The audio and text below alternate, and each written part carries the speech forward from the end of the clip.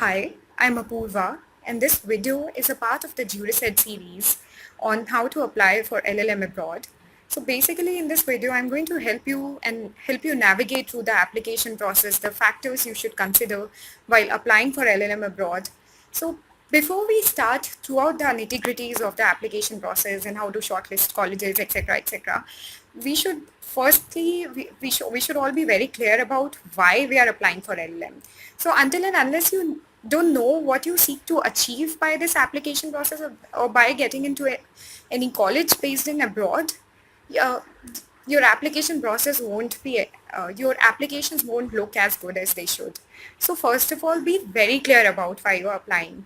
So when you know why you are applying, then you can basically strategize on the basis of that. So for example, if you want to pursue a master's in law with a specialization in arbitration, so you would like to get some years of work ex and then join a college as good as NUS instead of joining any general college and for example like University of Warwick and getting a general degree. So be clear about your purpose firstly.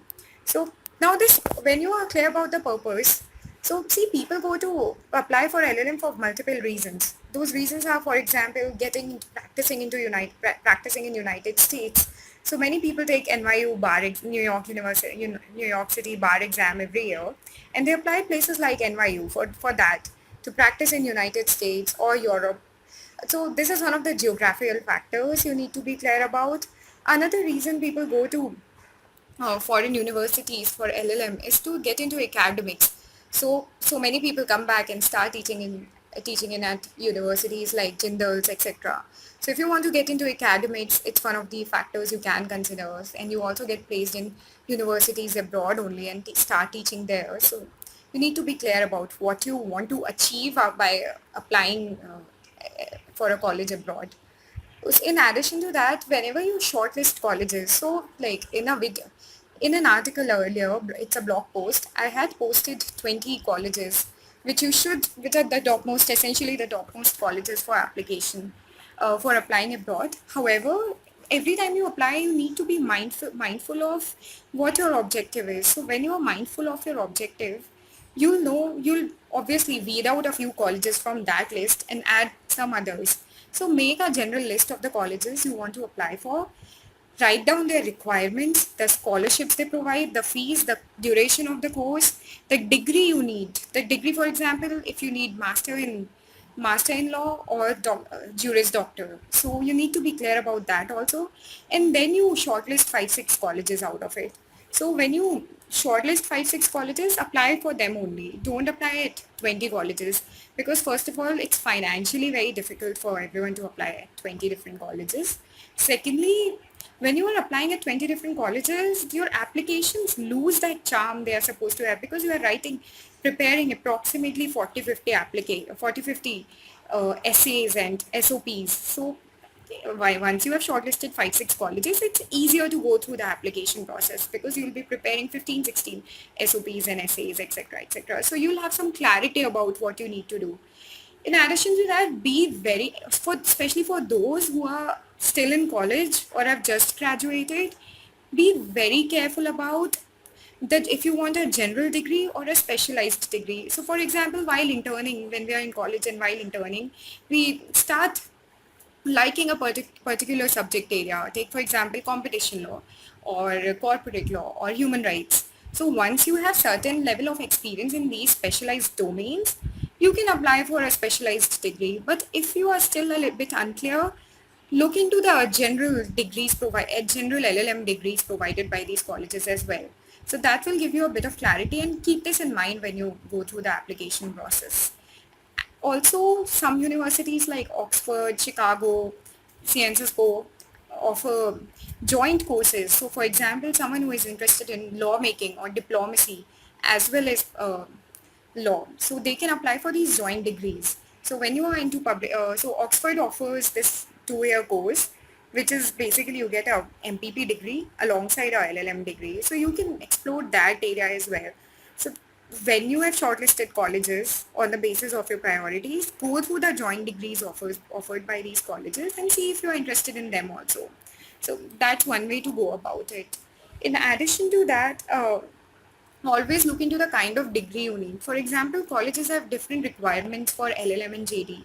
So for LLMs, there are colleges like Chicago which might not require any experience. However, if you are applying for JD, you would either require they would either require you to be to have performed academically excellently, or to have a few years of work experience. So that's another area you need to go through and look into. And so what I do essentially is that I prepare the list of 20 colleges which I thought I could have applied, and then I shortlisted 4 or 5 colleges in which I'll be applying at. So and then while doing that, I prepared separate columns.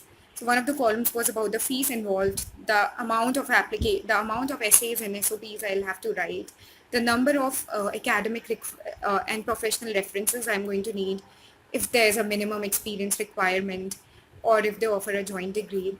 Now, one of the columns was about the scholarships. So if the college is offering any scholarships to people, and when the application process timeline also.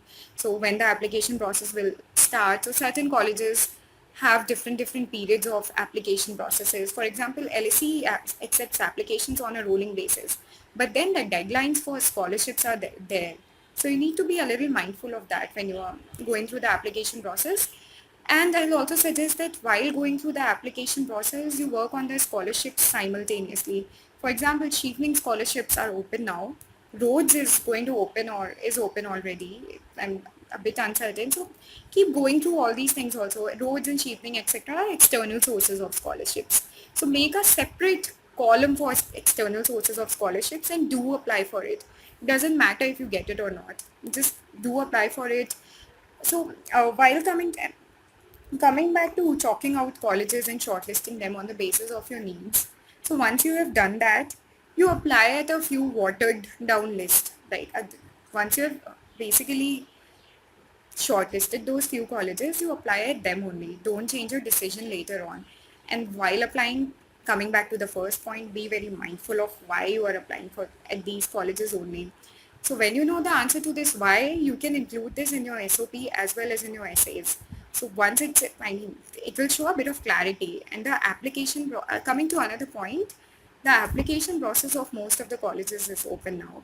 So when you start up, is like, I know MPP at Chicago is open now, and they are accepting early applications till October. So once you have shortlisted colleges, make sure you try to apply at early application process, because it shows the seriousness you have to get into that college. So once you establish that seriousness, and they are not the application committees are not loaded up with work of shortlisting colleges, so it doesn't get monotonous for them. So the chances of getting admission through early application or early action are a little bit more as compared to applying at later stages, and it also helps you get some scholarship as well. So if you're applying for scholarships as well, please prefer early action over applying at the last moment.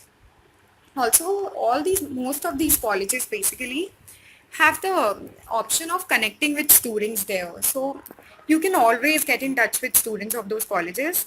There'll be a list, and they'll also provide their email address. So drop email, most of these people reply. Like from my personal experience, I know that so many people reply, and they'll always help you out through the application process, and they guide you really well. So while you do this, I mean, use websites like LinkedIn, Quora, etc. as well, because when you start using LinkedIn and Quora, you get in touch with so many people who have been through the same thing, and you get to connect with those people, get their experience, and you learn a lot more about the colleges, which you might not learn from the websites they have. So go ask them questions, and please be very specific about the kind of questions you're going to ask. Don't tell them to tell us about the application process, because it's something you can read there and understand it yourself. It's on the website already. So ask questions like, what is the return on investment? If I take a loan, will I be able to get a job and pay off that loan? And if teaching assistants, if can I get a part-time job of a teaching assistant, etc. in the college?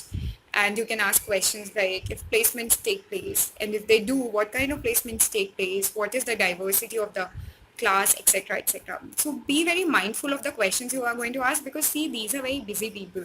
So once you know the questions you are going to ask, it would be easier for them to reply and help you through it.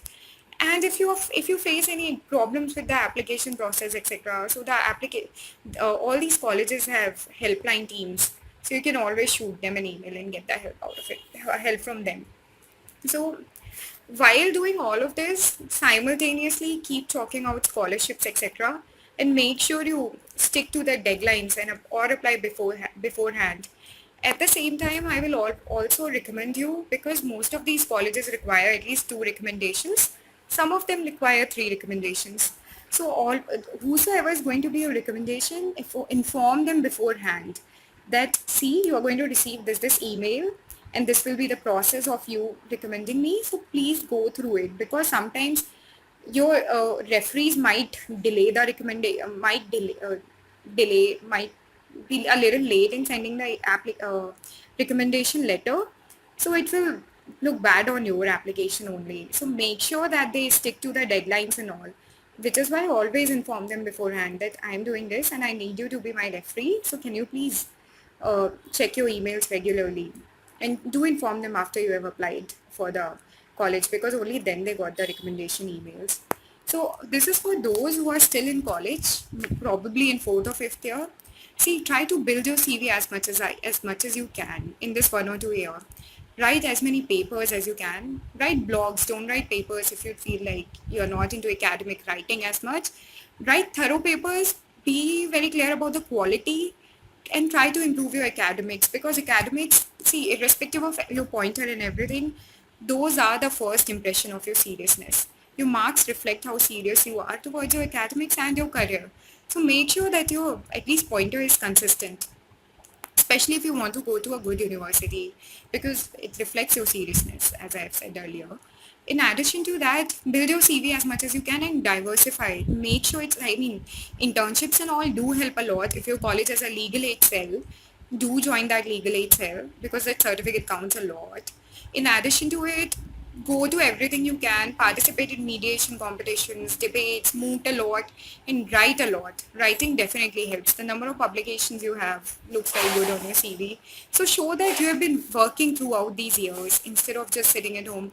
And while just one more thing to be mindful of, while you are applying for the applications, please don't extend your CV for more than 2 pages. More than 2 pages looks very bad.